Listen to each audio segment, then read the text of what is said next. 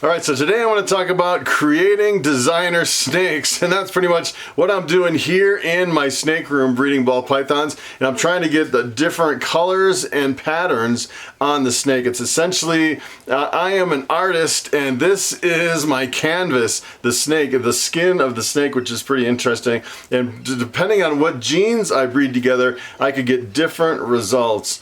And the funny thing is if you're getting into breeding ball pythons, I think you have a different mindset from when you're starting out breeding snakes versus a few years down the road. So there's a lot of people that actually comment under my videos and they say, hey, these are my 5 snakes. Which ones should I pair together? Or maybe they have 8 snakes or 10 snakes.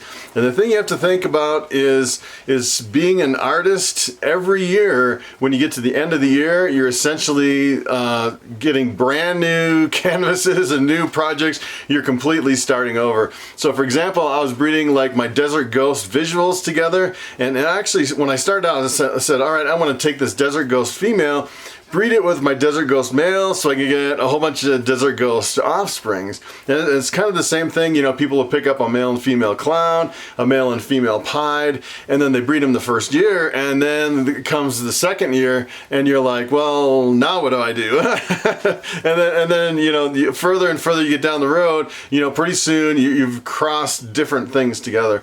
So essentially what it comes down to is every single snake is like, you know, you're a painter and you have the palette with all the different colors, and you're starting with just a few colors the first year, and the further you get down the road, the more colors that you actually have available to actually make and create different types of paint jobs on your ball pythons.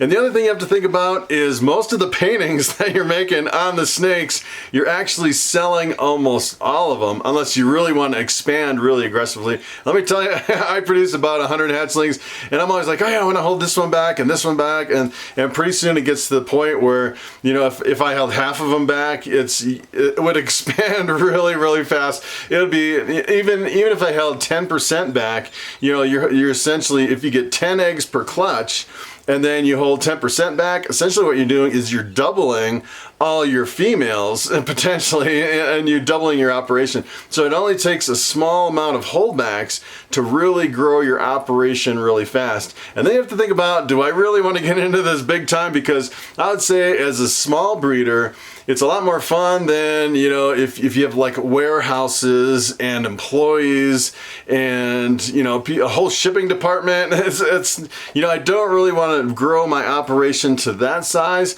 and it really comes down to how many snakes do I want to hold back and how big do I want my operation to grow. So a lot of those things you really have to keep in mind. So I want to show you some of the stuff that I've actually produced this year that I'm actually going to hold back and kind of work into some other projects. As a matter of fact, you never really think about a lot of these projects until you see someone else talking about it. And there's one project in particular I'm really excited about. I just kind of stumbled on it, and I can actually do it with one of the snakes that I produced this year. And let me show you what that snake is. All right, so take a look at this snake. This is actually the first time I've ever produced this, and I'm not actually sure if this is the world's first. This could be a pretty rare snake, actually. This is actually a scaleless head lesser, and I'm sure someone's actually produced this before, probably in the last few years. You know, the scaleless head just recently came out, and you can see there's just a few scales missing from the top of the head right above the snout there. And if you actually breed 2 scaleless heads together, you get a completely scaleless ball python. So essentially what this does is this adds one more color to my palette as a painter and making paint jobs with snakes.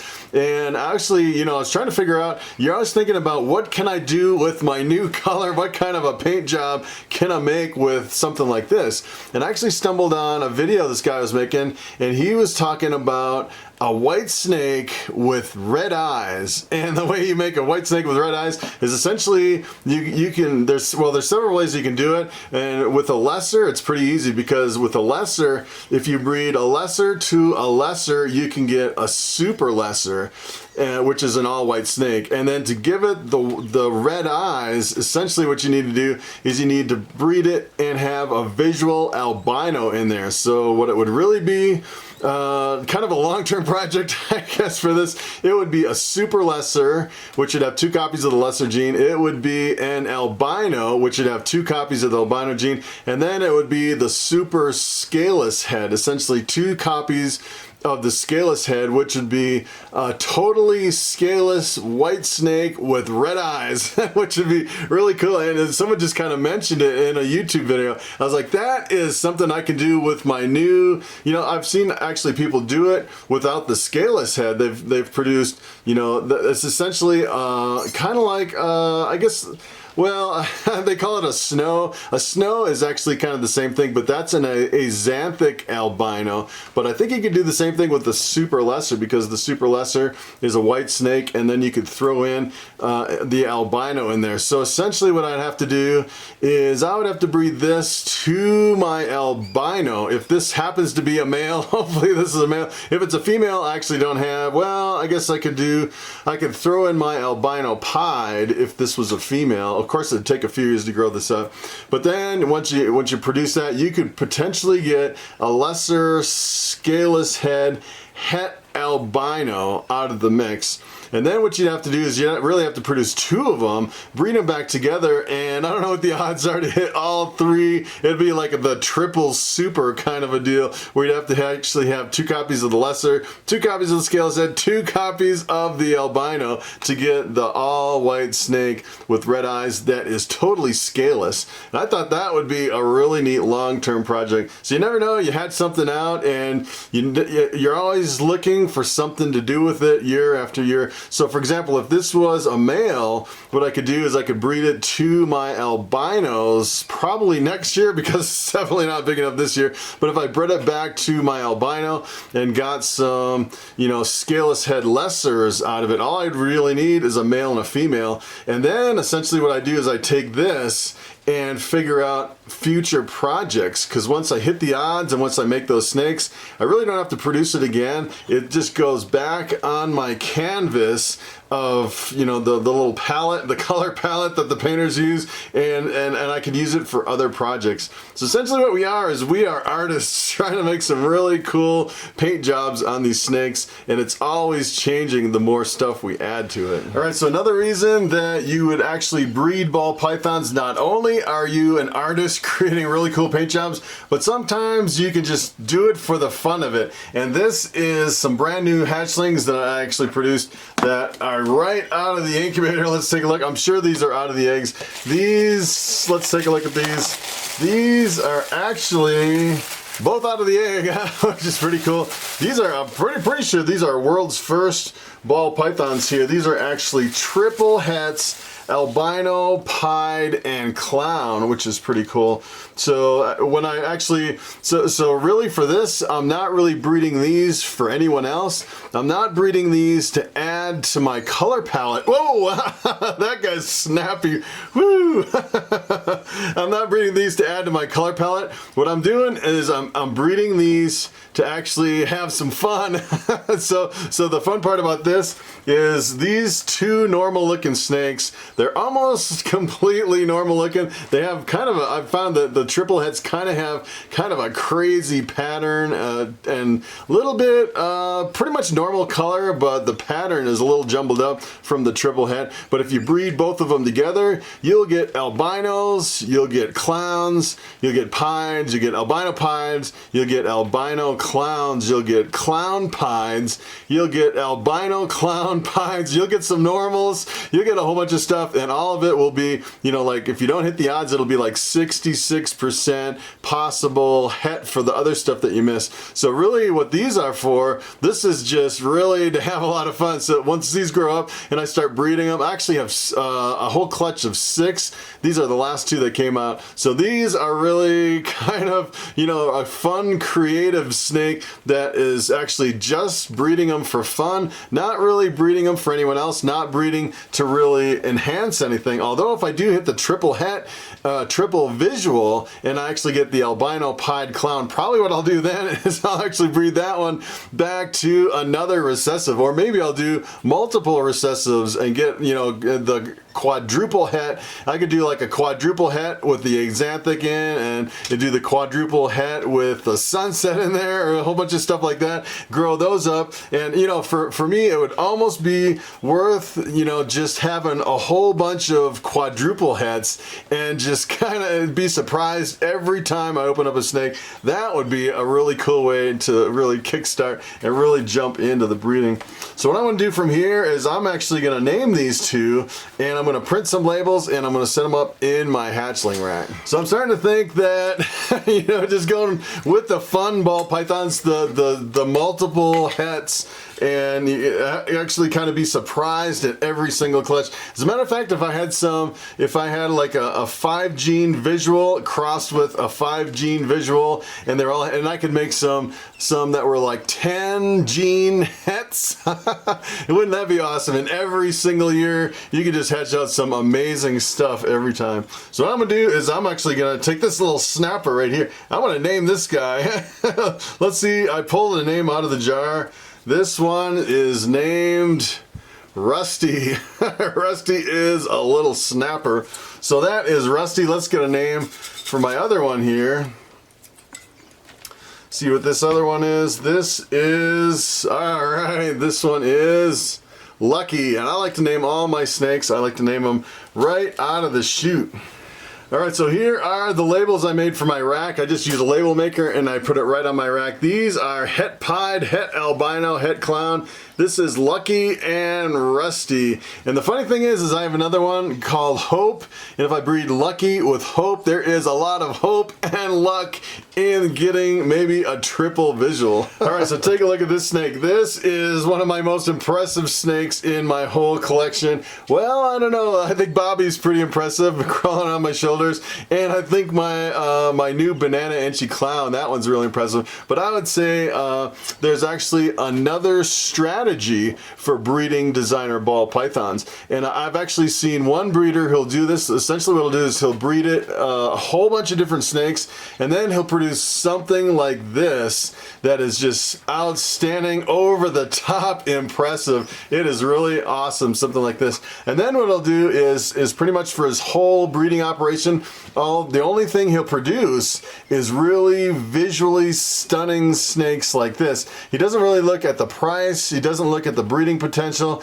The only thing that he looks at as far as breeding projects is a visually stunning snake. And I think you can do really well if you only produce visually stunning snakes time after time after time. And you know, I would say probably the blue-eyed leucistic, the white snakes with the blue eyes, would be probably one of the biggest sellers. Pretty visually impressive. I'd say this is probably one of my most visually impressive snakes in my whole collection. As a matter of fact, when I saw one of these on a YouTube channel and pictures on some of the forums, I was like, I need to get into that project. I actually bought this girl a couple years ago. She's been really, I actually tried to breed her last year and she didn't go, which was really a bummer. So I'm trying to get her back on food, and it's usually with the desert ghost. It's similar to bamboo, where they'll eat really heavy. They're kind of a better feeder than most morphs, but for some reason this girl, just after she came out of the breeding, she just really hasn't eaten anything at all. I think she maybe took 1 or 2 small rats in the last year since I paired her up. So this is basically as skinny as she'll get. So essentially giving her the year off, and she'll probably be 3 years next year. Yeah, so actually 2, 3, she'll actually be 4 years old by the time I pair her up again. And sometimes you pair them up and you get lucky and you get eggs, and then you're like, oh, I'm glad I paired them up. And then you pair them up and they don't lay, and you're like, man, I should have waited another year to put some more weight on them to make sure they would go, which is kind of unfortunate that this one wouldn't go. But the one I'm actually breeding this with is, I actually bought the male, which is just a pastel desert ghost. So that one, this guy's like flying all over the place. So that one actually, if they would have bred, I would have got everything desert ghost, and probably, I think it was half of them would have been pastel like this one, half would have been spider, so I would have reproduced this, and then I would have actually gotten the super pastel on top of that, so it would have been a really impressive clutch. Basically, that clutch would have been a totally visually impressive clutch, kind of like some people are going for in their whole breeding operation. All right, so take a look at this. This is actually one of my holdbacks that I hatched out this year. Just ate 3 meals and is doing really well, starting to grow up. And if you take a look at it, it's not really that visually impressive of a snake. But the funny thing is this one actually has super pastel, and it's actually also het desert ghost. So 50% of the babies, if I actually bred this back to that female, they would all, 50% would be a visual desert ghost, and every single one would have pastel in it. So this is a really powerful breeder. So you can see I kind of have my whole breeding operation on multiple fronts. Sometimes I could produce a whole clutch on visually appealing. Sometimes I do the breeding potential. Sometimes I'm just shooting for stuff that I can sell. So for example, this year I have a lot of het pied stuff. There's a lot of people that asked me last year at the shows, they're like, hey, can we actually, they come up to my table and they're like, hey, where's all your het pied snakes? And I'm like, I don't really have any. But then, you know, you start thinking, so many people are asking, there's a high demand, you're actually selling most of your snakes at shows. So then I start thinking, well, I need to give people what they really want, and that is het pied. So this year I cranked out a whole bunch of het pied hatchlings, and I'm selling pretty much what people want at the shows, what they've been asking for. And I think it kind of cycles from year to year. Like when I bred my bamboo, I had a really good year, especially the very first year, and I produced, you know, 30 or 40 bamboos.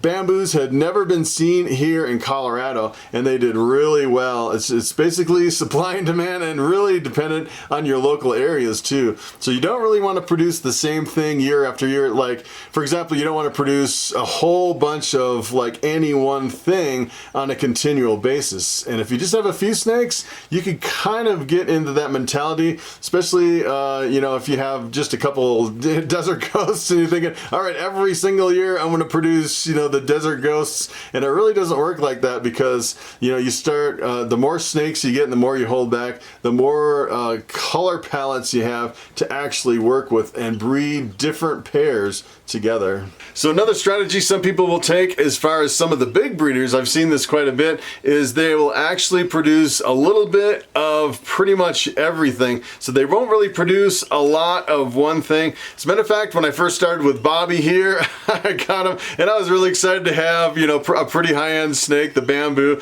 and all I had was really a bunch of normals and pinstripes and lemon blasts and stuff like that. And the first year I produced an incredible amount of bamboos, and I would say I did pretty well, but what it really did is it depresses the market for bamboos. So you probably won't see it for probably 2 or 3 years until all those bamboos start growing up. And pretty soon, you know, if I sold 50 bamboos, now 3 or 4 years down the road, all those people that bought the bamboos, now they're all producing bamboos, and you get this huge flood of bamboos on the market, which really depresses it long term. So I would say if you want to create designer snakes and you're an artist, you just don't want to paint the same painting over and over and over. And sure, they'll sell and you can do pretty good, I would say, in the short term, but I think in the long term it works against kind of what you're shooting for. As far as the ball python market, it's not very good for it. And I didn't really know that when I actually produced all my bamboos, and people are like, man, the bamboo's really coming down in price. I'm like, yeah, that's pretty much my fault because I produced so many bamboos. I didn't really know what I was doing when I first started out. So really what you really want to do is you want to have like one clown female, a pied female, and really almost going back to my original where it would almost be good to have like a pair of clowns and then a pair of pieds, and then you can kind of, you know, do the visuals. you can kind of work on some stuff on the side, and you really don't produce, like, you don't really want to have a whole collection of clowns and then one year you produce 10,000 clowns, because what it'll really do is it'll hurt the market on the clowns. So it's really good to diversify in the ball python industry. And I've actually seen a lot of people, you know, starting up, they really don't know what they're doing, and they buy a whole bunch of one particular morph thinking they're going to really make a lot of money. But I think long term it really kind of works against them. And if you kind of notice in my collection, I'm doing a little bit of everything. So I actually, you know, started out with Bobby and I produced a bunch of bamboos, which is, I probably wouldn't do that again. I wouldn't advise it. And the other thing is I'm kind of producing some really visually stunning combos. I'm actually producing a lot of stuff that people have asked for at the shows, so you got to keep your ear open. If you're selling at the shows, everyone will be like, hey, where is this? And you hear it over and over and over. Everybody wants het pieds here in Colorado because they can get into the pied project and it's pretty inexpensive compared to buying, you know, visual pieds. And I would say it's probably the same thing with the clowns, like the het clowns and stuff like that. So there's really different ways you can play the game, I'd say. And then, you know, you can always go for the multiple hets like I'm doing. And that is just, as far as that's concerned, I'd say that is just having fun in the ball python game. Just seeing what you would get every single clutch would be completely different. So for example, like when I breed Bobby here to a normal, and well, actually, if we go back to like when I was breeding my triple hets, I bred my clown to my albino pied. It's not really exciting opening up a whole box of hets because you're like, these are all exactly the same. And it'd be almost the same like if you had a super bamboo and you bred it to a normal, you open it up and all the babies are exactly the same. And that's not really what you want to do as an artist creating designer ball pythons. You really want to vary your work so people will buy into it, so you don't really flood the market for one particular painting. So that's pretty much it. Thanks for watching, and I will see you next time.